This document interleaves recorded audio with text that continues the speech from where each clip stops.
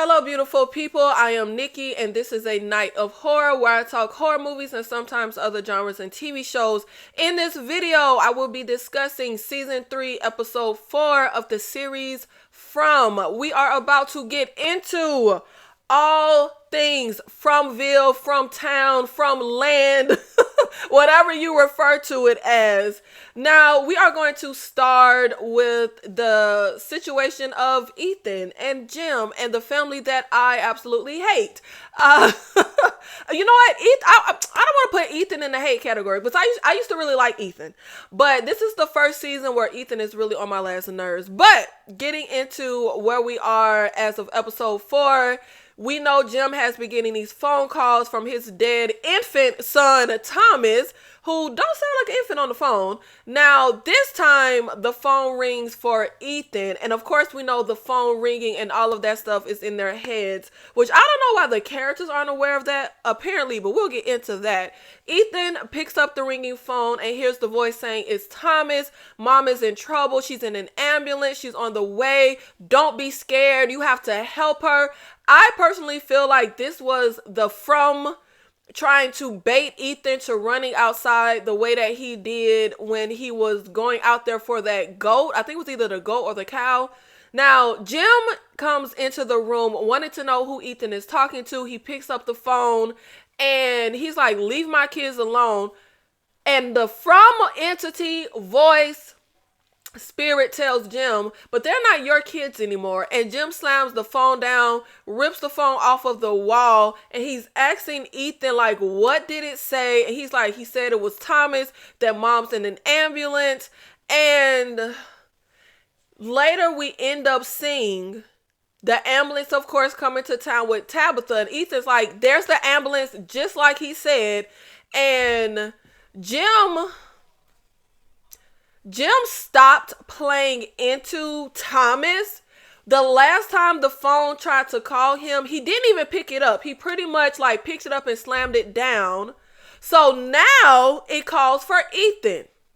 And I'm so confused on why Jim had to rip the phone off the wall, and like that face he made when he sees that the phone isn't plugged in. Like, has Jim not learned anything yet? Nothing is logical. Like, stuff isn't based in reality here. They don't need the phones to be plugged in. Like, we have already established we can't call out. We can't, like, none of these things really work. So I don't know why it was not apparent to Jim that this was all in his head. And now one of my theories was that this whole like cycle will kind of repeat and Ethan will be the victor, where like there's a whole massacre, everyone dies, and Ethan is left alone like Victor was. But another theory I have is this going to lead to Ethan's death. The Thomas couldn't get to Jim, so now they're trying to get to Ethan. And with what the Thomas told Ethan on the phone, that can lead Ethan to believing in this entity that's calling, like, "Oh, it was right. Mom was here and she needed our help." So the next thing Thomas goes to tell Ethan, he may just run, jump, and do it, feeling like what it said was proven. So I'm wondering, will that lead to Ethan's death? Because y'all already know I'm ready for them to shake some stuff up. I'm ready for like a mass, like I'm ready for a ton of people to die. Like, I'm just ready for like, first of all, I want a lot of people to just die off. I want some exciting, and I want some fresh blood to come in. I just don't like, and it's not even just that I don't like a lot of the characters. They're useless. So just kill them off. Marielle is at community house checking on Fatima, and she's telling her, "Your color looks better. It's improved." And when Fatima tells her, "Oh, I found something I can keep down," Marielle says, "Good, get the baby nice and strong." That feels like foreshadowing. And you know, I'm not playing games with this show. Like, I'm not about to read something into every single little crevice and corner of the show and the dialogue, because we know they be playing games and no dots be connecting. But just, it felt eerie. "Oh, good, get that baby nice and strong." Oh yeah, she getting the baby nice and strong, all right. But y'all know my theory is it's not a baby. It's not a human that Fatima is pregnant with. Now, I'm going to jump ahead a bit because I want to get into some stuff with Elgin, Fatima, Tilly, all of them. So later on, after the ambulance comes, they're ringing the bell at community house saying, "Runner on the hill, runner on the hill." And I was annoyed why the cop kept shooting when it was obviously not doing anything. Like, I was so confused on that. But the cop is just shooting. Nikki is looking out of the window. The one that was knocking on the door in like episode 1 for when Fatima was in there. But Nikki's looking out of the window. She gets shot. We let the cop inside. She's freaking out like this can't be real. And all I could think was, Donna, baby, get the girl's gun. People don't need, it's the reason we have the rule that folks don't need guns. So 2 of my theories were proven true. To me, they were proven true. I said that the dead lady that Elgin has been seeing was not trying to drown him, was not trying to hurt him. I said she was trying to warn him or tell him something, which I feel like was proven in this episode when she reaches out to him and she's saying, "Help me." Then my other theory, I said Fatima would be craving blood next. Now, it didn't happen in the succession that I said. I said, oh, she craving rotten food now. Next, what is she going to do? Bite into a living animal and crave blood and then bite into a person? We see Tilly and Elgin sitting at the table, and Tilly is like, oh, that poor girl. And she tells Elgin, no, not Nikki, because he said, oh, Nikki gonna be all right. She's like, no, I'm talking about Fatima, that bird. What if it was a sign? Which I feel, y'all. My theory in my video from last episode was that everyone feels like Tilly is evil. Tilly is from. Tilly is a plan. I do not think that is the case. I think that would be way too on the nose and terrible writing. I think that Tilly is just a regular person that got stranded here like everyone else. But I do think Tilly is here and she is going to be used as a device to do some good. And I think that her tarot cards were about to reveal something to Fatima that the From did not want to be revealed. And that is why the bird came in and mucked everything up. But as Tilly is talking to Elgin sees the dead kimono lady, and this time he follows her. He's like, am I awake? And he goes to follow her, and that is when we have the dead kimono lady reaching out to Elgin saying, help me. I am ready for us to stop stretching this. What is the dead lady? What's she trying to tell Elgin? What's going on with all that? Like, I feel like Elgin been seeing her for a long ass time. Like, I'm kind of ready for us to hurry up and just like, and not even hurry up, because like I said, we've been stretching this for a while. And if memory serves, because y'all, you know, I've been following this show for 3 seasons. A lot has transpired, but I think if memory serves, this is the first time the dead kimono lady has actually spoken to Elgin. I could be wrong, but I feel like this is the first time she actually spoke to him. Now, we end up seeing Nikki starting to scream, coughing up blood after Marielle took the bullet out and thought she was fine. Nikki ends up dead. Ellis and another community house person takes her body upstairs, and the second Nikki died, I said, oh, here we go. Here, this is exactly what I called. But particularly when Ellis takes the body upstairs and Fatima's like, oh, I want to be alone with her. I was so mean to her the other day. No, bitch, you want to eat her.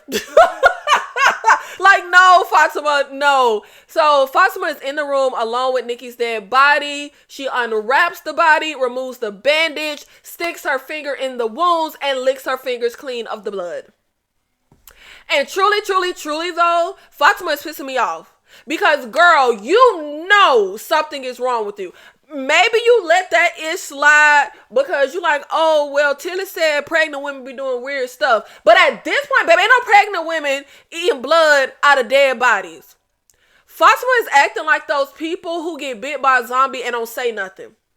Fatima is literally putting everyone at danger. And for me, I would be concerned about what is happening to me. It's just really annoying to me how she's not really showing any panic, fear, concern. Like when she was eating the vegetables, she was more so just trying to hide it. So let's get into Victor and Sarah, another storyline that I feel like we've been really stretching out. So we know that Victor's with Sarah in her house wanting to, he dug up the suitcase that he buried as a child. He wants to tell this story to Sarah, And he's telling her that him and his sister would play here at night, that you had to hide. There were no talisman back then, but in the daytime, they would play in the houses. They played in different houses, but this house in particular was his sister's favorite. He never knew why. And he tells Sarah that he's there because he doesn't want to do this alone, because he has some scary things he has to like unearth in his memory, and Sarah's the scariest thing there.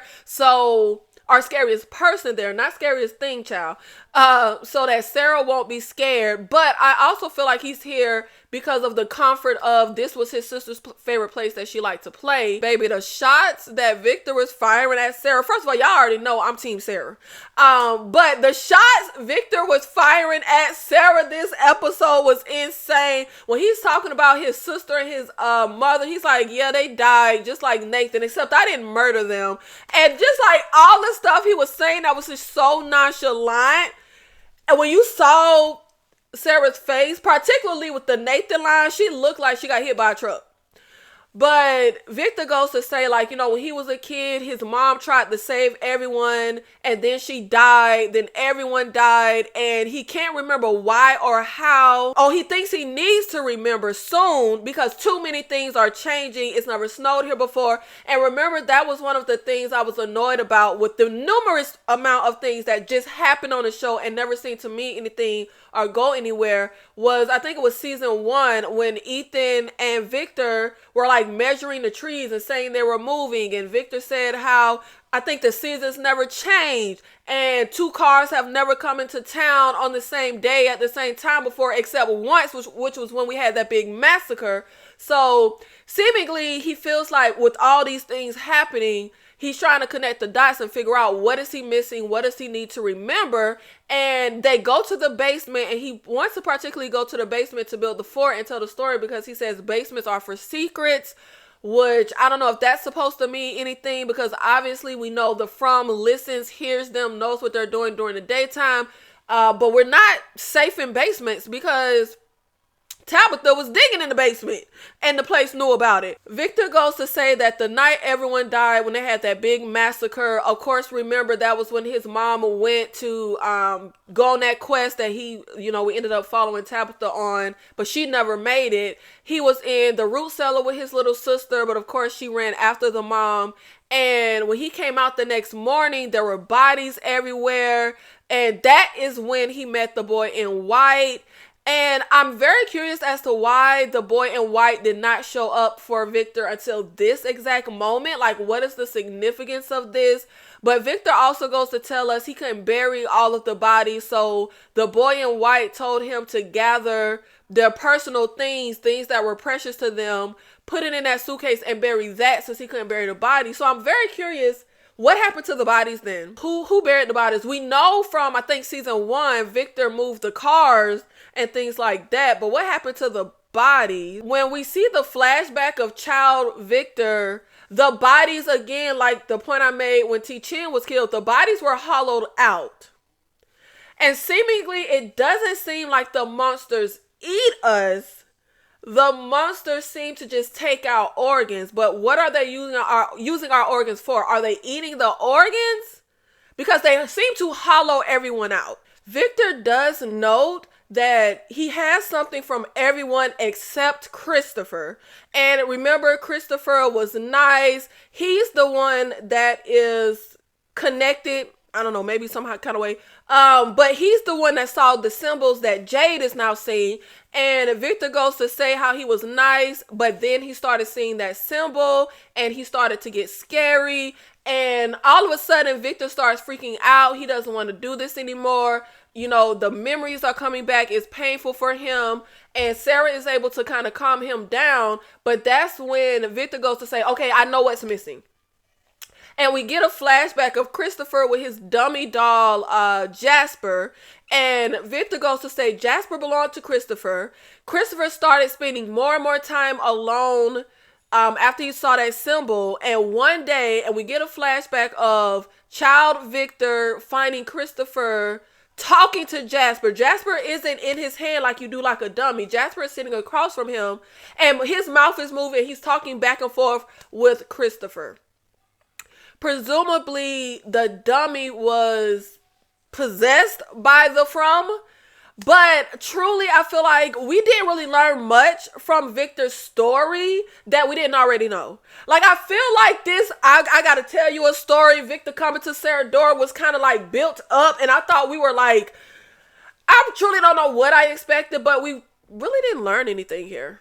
Nothing that we really didn't already know. Like, we know about the massacre and his mom leaving and him being alone and finding the bodies. Like, we got those flashbacks before. We know about Christopher. We know about him seeing the symbol and all those other things. So now, presumably, what is going to move the story forward with Victor and Sarah is them looking for Jasper. Victor tells Sarah that Jasper is the one who can tell them why it happened. Now let's get into Christy, Kenny, Jade. Remember, we have them along with some people from Community House that are out in that area where Kenny and Jim were to get more vegetables and food and produce and stuff for people. And this is another storyline that I feel is being dragged out. But don't mind me. Like, I'm still here. I really enjoyed this episode as far as like an entertainment level. It was really good. I just feel like we're really dragging storylines.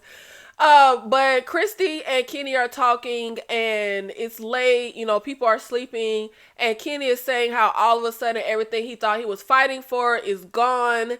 And Christy is telling him, you can talk to me. Baby, Jade is like, could you talk in the morning? I love Jade. I already said that I wish they would do more with Jade's character, but I've always loved the Jade character. I really enjoy him. I like his attitude. He's like a lovable a-hole character, unlike Randall, who is just an a-hole character, but we'll get into Randall. Jade ends up saying, hey, you guys want to hear something crazy? And I feel like the editing in this episode was really off to me. Like, the transitions didn't flow, because why did we cut right here? Like, it felt odd. Jade is like, you guys want to hear something crazy, and then it cuts. And I'm just like, again, for one, take out the fact that I feel like they're dragging the storyline. Like, we literally just got that little piece of them out there and then they cut. It just felt odd in the editing how we transitioned right there. But I mean, great episode, very entertaining. Just the story is moving forward really slow for me, like dragging and stretching the story out. Christy, Kenny, and all them out there with the totem stuff, we could have been moved this forward. Victor going to Sarah's house, like, I think if I'm not mistaken, it played out where Victor dug up the suitcase in one episode. Then the next episode, he knocks on Sarah's door and says, let me tell you a story. Then this episode, we get the story. And I'm just like, baby, we could have really mashed that into one episode. Now, Jay, Christy, Kenny, Jay is telling them about him seeing things and what he's been seeing and how long he's been seeing things. And I really, really wish, like, I'm done beating a dead horse. I'm done saying people in this town need to talk and they need to be sharing info. I'm so over that. We're 3 seasons in. They don't share motherfucking info. They don't talk. It is what it is. But I really wish we could address why people don't share information. Like, why did Jay never tell anyone about his visions? And then now all of a sudden he's just randomly telling Christy and Kenny, of all people. Like, I don't know. Like, it seems to be no rhyme or reason. And I think that's what kind of bugs me with this show. Like I've said in a previous video, it feels like it's just a series of things just happening for no rhyme or reason. And this played into that. Like, why is Jay suddenly telling people he's seeing things but didn't say anything before? Like, I don't understand the character motivation. So Jay does get into how he thought he was smart enough to figure this place out, which I kind of felt bad when Jay was saying that. And this is when they hear banging from outside. Now, I did suspect that Jade pulling up those totems would mean something. I thought it would have dire consequences. I thought that the totems being there and Kenny and Jim being safe, then the totem not, like the one totem being pulled up, I thought we wouldn't be safe. But we hear some banging from outside and then it just cuts. And that's where we leave them. We don't see them for the rest of the episode. So, of course, let's get to Tabitha, who escaped was in the real world, freaked out, and is now in the ambulance. And we are at the down tree. We see the crows. I think I said ravens in my last video. The crows. Tabitha is trying to get them to stop. They won't listen to her. But what I thought was weird was the ambulance flies past Boyd and Randall when they run out of the bus when they see the ambulance. And I'm like, if y'all looking for the highway, y'all don't know where y'all at. It would seem to me like, for one, you wouldn't be driving so goddamn fast. Because I feel like they were driving fast when they sped by Boyd them. But I also feel like when you see people, you're not going to stop. Like, I don't know. Am I crazy? I thought that was weird that they just flew past Boyd them. But Tabitha was kind of irking me because I'm like, girl, you can't sound like a crazy person. Like, you didn't believe nothing when you first came here. Think about the fact that no one's going to believe it. Like, I wish you would have just been a little more rational, kind of lie, like, oh, I know this town. If we stop at this place, I know the people in here. We can get some help and just get the people in the damn building what a damn talisman is, and then we'll figure everything out after that. But it also irked me when she's freaking out because I'm like, you're not bound in any way. Because the way I would have just jumped out the back of the ambulance and ran and got my ass to safety. But then I thought about the fact that we can't leave Henry. We can't leave Henry. But it was kind of irking me that she was like freaking out. But then we get to a point where the ambulance stops because they see someone laying in the road. Of course, Tabitha knows that's not a someone. That's one of the creatures, the monsters that come out at night. And she's yelling, that's not a person. One EMT has an attitude like, ma'am, I keep telling you, like, if you don't sit down. And I'm just like, excuse you, sir? But the cop handcuffs Tabitha. And both EMTs get out, try to help the person on the ground. Of course, they both get killed. And this is when the cops start firing her gun and then just runs off. I thought that was crazy. Why didn't you run back into the ambulance? Why would you abandon the two people in the ambulance, particularly the person you handcuffed that can now not run, fight, or defend herself? Like, I don't know. Am I crazy? I thought the cop running off was crazy. Now, Tabitha tries to wake up Henry. She's telling him the place we're in, we're not safe. And then, of course, we have Boyd. I'm going to just stay here with Tabitha. Boyd ends up taking the ambulance, pulling up to Community House. And Tabitha, Jim, and Victor's dad, Henry, are at Community House. And I was so irked that the first thing out of Tabitha's mouth was not, this is Victor's dad. Like, that seems freaking big to me. Like, I was so annoyed that wasn't the first thing she said. I think she says, this is Henry. Baby, why you ain't say this Henry Victor's dad? And then Jim asks Donna if him and Tabitha could get a room, and she gives them a room upstairs. And I'm just like, hell no. Like, you finna tell us where you've been, what happened, what's going on, how the hell you got out of here, how the hell you got back. Like, you finna answer some questions. Like, you're not finna just go upstairs. I thought that was wild. I don't care about shit. Because, you know, Jim would have jumped in. Like, she need to rest. F you, Jim. F rest. We need to know what the hell happened. Because everybody is aghast when they see Tabitha come back in. When they're upstairs, she does tell Jim about Henry, and he's like, are you sure he's really Victor's dad?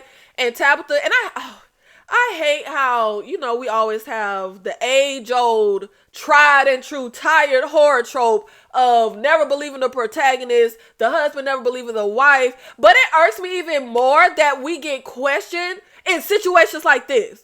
Like, really, Jim, you gonna question if she's sure he really Victor's dad? Like, with everything we done seen, done, heard, like all the stuff that has transpired, are we still questioning things? But Tabitha is defending herself. Like, look, I stood in the house where Victor grew up. She tells Jim about Miranda. And I thought it was really odd when Tabitha is saying, like, she's sorry because, you know, she thought, she was going to try to get them out of here and stuff. And Jim is like, you're back, you're safe, that's all that matters. Wait, what? Why would we want her back? She was free. The whole point since we started season 1 is we all trying to get out of the from. So why are we glad that our wife got out but is back in the from? I would be like, no, like, I want my wife out of the from. Even if I have to think you're dead, at least you're out and you've escaped. So let's go back to Randall and Boyd on the bus. Remember when last episode ended, Boyd from Kenny wanting to burn the creatures in the tunnels, which I'm so mad nothing ever came from that. Like, whatever the hell. I guess we just ain't gonna ever burn them or nothing. Okay. Like, I got hyped when Kenny said that, but all right, we ain't doing nothing with it. But Boyd's plan is to catch one of the creatures. He wanted to switch, let Randall go in the sheriff's station and Boyd to spend the night on the bus so he could watch the creatures and study them. Now, Randall is on the bus. He says a little snappy thing, has a little attitude. And Boyd is wanting to know, like, why are you here? I told you you could be comfortable in the sheriff's station right now. But Randall was saying how, if you've seen what I've seen. And the second he said that, I had the same reaction as Boyd. Like, excuse me, sir? You ain't been here half as long as us. What you mean if I've seen what you saw? But Randall was like, he wants to help. He wants a way out. That what happened to him, Julie Marielle, like, he's seen things that no one else has. And that people talk about dying here, but he doesn't think that's the worst thing that can happen to you here. And of course, we remember being told that there's something worse than the night creatures and all of these other things. And even the guy that was like chained up in the tunnel that Boyd came across. So yeah, there's things worse than death here. Randall is fidgeting, pacing back and forth, and he goes to tell Boyd something's wrong, that the creatures should be all over the place by now, that they give creature of habit a new meaning, that they literally do the same thing every night. The one creature in the nurse uniform, Randall on the bus is always her first stop. She, taps on the glass. She hums. There's another creature that always goes over and sits on the swings. They've got patterns. They've got routines, all of which should be happening right now at this moment. And I feel like that should have been such a red flag. And when we see the ambulance go by with Tabitha, we also see Ethan run outside, and Boyd runs out, grabs Ethan. They go in the house. So Jim, Boyd, and Randall are in the house, but Jim is like, that's my wife, and I'm going to go out there, and just runs out the door. Baby, talk about somebody that will ever think about their kids. Ever think about their kids. Ever.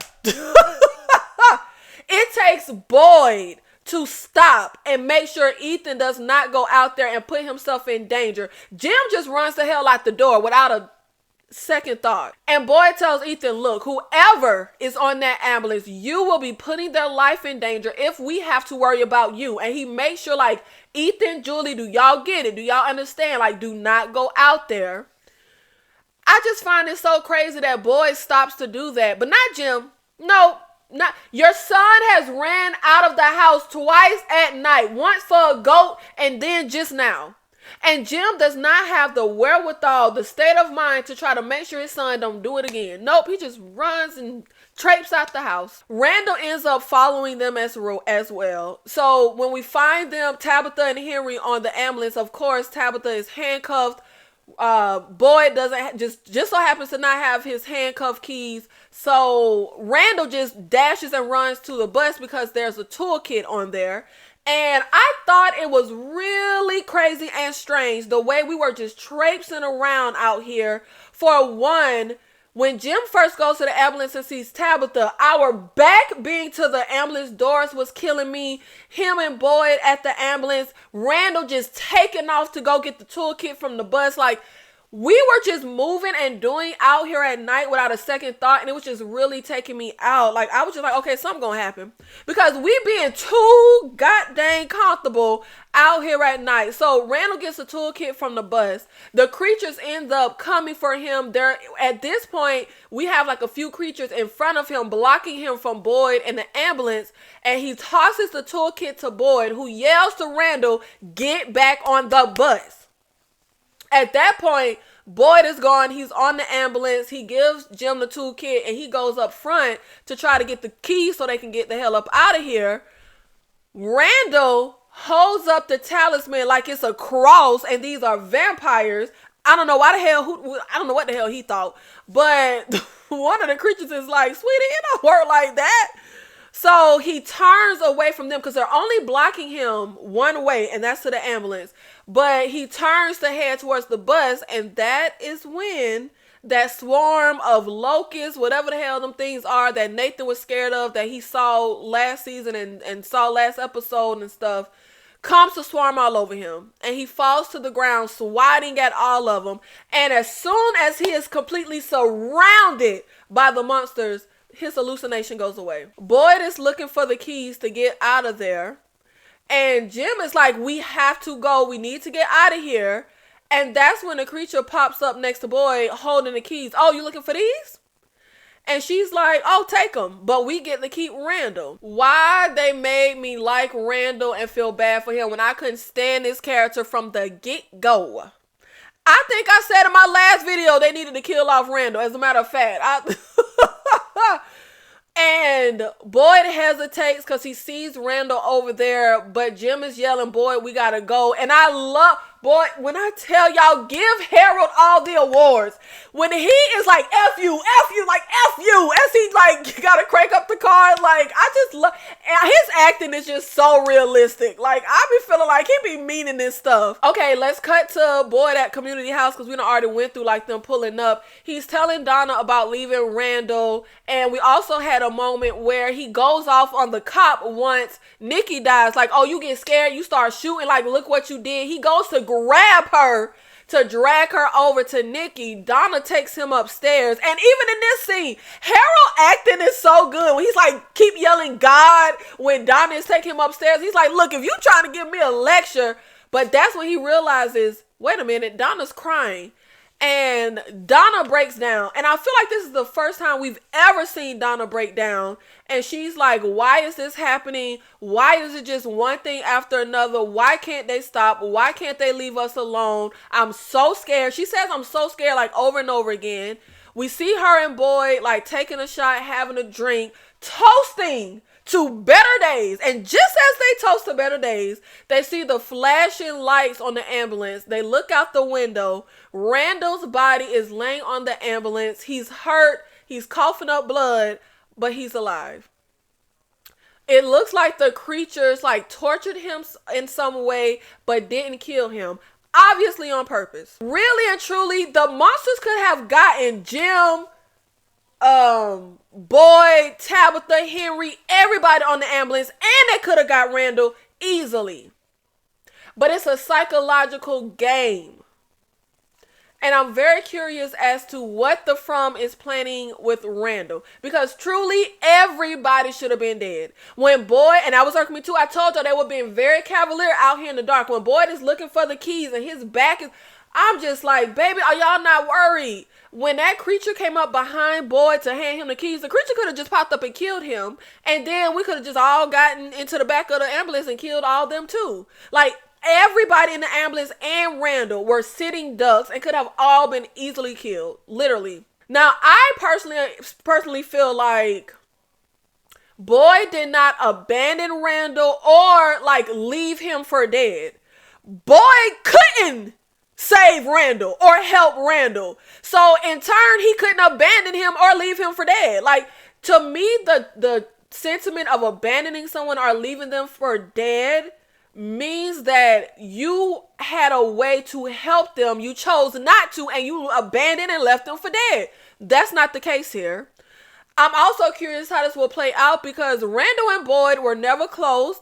Randall never had any type of loyalty or friendship to Boyd. So there should be no expectation of me risking my life and like dying for you. Because that's literally all Boyd could have done. It's like die for him. Like what the hell was Boyd supposed to do? Boyd couldn't drive over there and hit the creatures with the car. What was that going to do? That don't hurt them. I just feel like I'm anxious the way I was when T-Chin died. And I was like, if the writers make it where Kenny is blaming Boyd and mad at him after we only just got over their riff when it comes to Sarah, I was finna be annoyed. And that's how I'm feeling right now. I don't want some annoying ass town divide.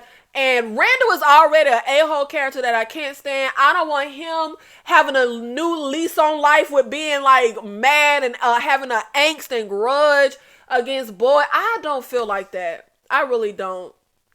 I especially don't want no annoying town divide, particularly from the random ass town folks who don't do ish. Like if any of those random ass town folks who don't ever put their life on the line to help, who anytime we got a task, we got to traipse into the woods, y'all ain't know where to be found. They better not have no attitude with how Boyd handle anything. No one faces the monsters and live. They kill everyone. So it should also be obvious to everyone that this is a ploy and trick of the From and the creatures. But I'm so annoyed how far we have strayed from Kenny saying he wanted to burn the creatures. I thought we was about to really be on the defense like we were saying in the series. I guess we just never getting back on track with Boyd plan to catch a creature or Kenny's plan to burn, the creatures down in the ground, in the tunnels. Like, I guess that storyline has just been completely derailed. But I do need Boyd to recognize that this was a plan. The monsters knew Tabitha was coming back to the From. That's why they strayed from their consistent routine. I also need Boyd to recognize, I said this in a previous video, that the people in From are so concerned with not being safe at night, but they fail to recognize they are not safe ever, and that the From is constantly listening and watching them during the daytime. And I need Boyd to finally recognize that this place is listening and watching during the daytime, because Boyd had a plan to capture a creature, and in turn, the creatures captured Randall. The night that Boyd decides to go on the bus and watch the creatures and study them is the same night Tabitha just so happened to come back in town, and we have this whole ruckus and derail Boyd's plan. Like, it's not coincidental. The town is watching you. We also had a moment where Ethan and Julie were talking, and Ethan is like, what happened to you? You've been different. Are you sure you're okay? And Julie goes to say she saw things she doesn't even understand. Some stuff she doesn't even remember. She's scared. And I'm wondering, what is this town's plan for Julie, Mario, Randall? Is there a plan? Because nothing has ever come from them being in that little trance. I still don't understand the dots connected of why breaking the music box broke the trance. Like, what is the plan for all three of them? And will everyone lose hope? Because the whole goal, the whole hope that we hold on to is being able to escape the From. But Tabitha proves you can escape, but she also proves that escaping is meaningless because the town can just bring you back at any moment. So will we lose hope of escaping, knowing that we could just be brought back into the From even if we do escape? Thank you so much for being here for my From video this week. I will also be going live tomorrow, October 16th, which is also my birthday, my date of birth. I will be going live at 6:15 or 7:15 Central. I forget. I think it's 6:15. I will be going live tomorrow, 10/16 at 6:15 p.m. to further deep dive into From, where we are currently with episode 4, theories, and where we think the show is going. And I will have a guest or two also with me to go over theories and discuss and deep dive into From. So if you are interested, please make sure you show up for that live and support that. Let me know in the comments, how do you feel about From episode 4? Do you agree or disagree with my take, my interpretations, my theories? I'll see you in the next one. Thank you.